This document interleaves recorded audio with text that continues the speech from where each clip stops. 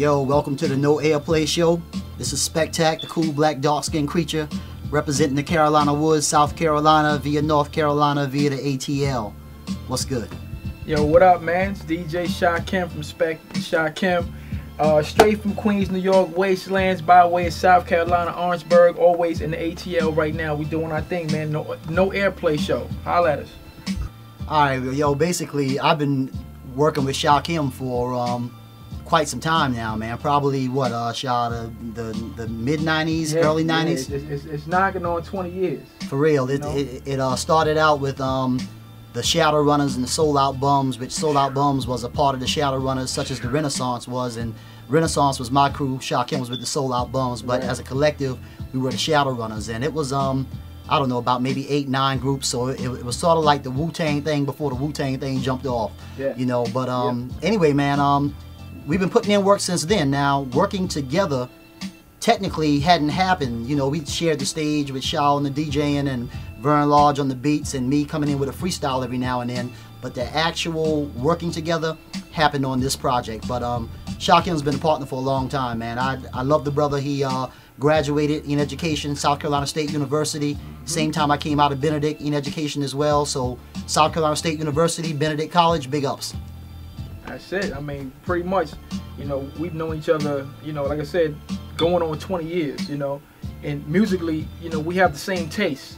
We were in the same circles, you know, at the same time, but we just never connected because I guess mainly I didn't start making beats until a couple years ago.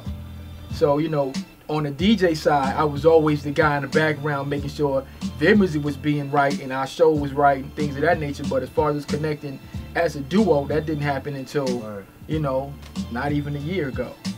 So the last project that I dropped was 2010 with Hipnott, and that was the Spectac and Amari Almost Famous. When that project dropped, I definitely kind of slid from the scene, and Shakim was that dude that was sending me beats like every month. I'd get probably like 10 tracks and a message like, yo, let's go. So obviously it wasn't that it was the music. I was just out of the loop, man, and that happens. I think every artist goes through that phase where they kind of just back off of it, and to be totally honest, I was at a point where I was like, I'm done with it. So finally, out of the blue, I got the writing spirit, and I sat down, I wrote, I stayed quiet, and all of a sudden I'm calling up Shakim like, yo son, let's hit the studio. And I'm sure he was shocked, but he was happy to get the reply. We got in the lab, and thus came For the People. I think when we did For the People, we were both looking at the game like there has to be a balance. Everything in life is about a balance. And For the People, we definitely tried to strike that balance. I mean, it's definitely not something that's pop, but the market's saturated with pop music right now. So we wanted to bring something to the ear of the listener that was going to be reminiscent of that golden era of rap music, and that's it. For the People, that's us. Yeah, I mean, to you know, kind of piggyback on what he said, you know, we got I was sending beats by the dozen, literally. And he would hit me back, yo, I'm not feeling, not the beats, I'm just not feeling it. It meaning writing, anything, and it was clockwork. Every top of the month I was sending 10 joints. Like, yo, come on, let's go, I need you, man, because I was in my zone. Musically, on the beats, I'm like, yo, I'm getting better. I want people to hear my stuff, I'm comfortable, and I need you on him, you know? And one day he hit me, he was like, yo, let's do it. I'm ready. I said, you ready? I'm ready. He came over to the crib, and we literally started the album that day when he said he was ready. We recorded the first intro track, which is Emancipation. No doubt. One take, and from there we played it back and was like, yo, let's go. Let's go. There's no reason why we're not gonna do this. So he would come over every week or so, and we would do 2 or 3 joints a day.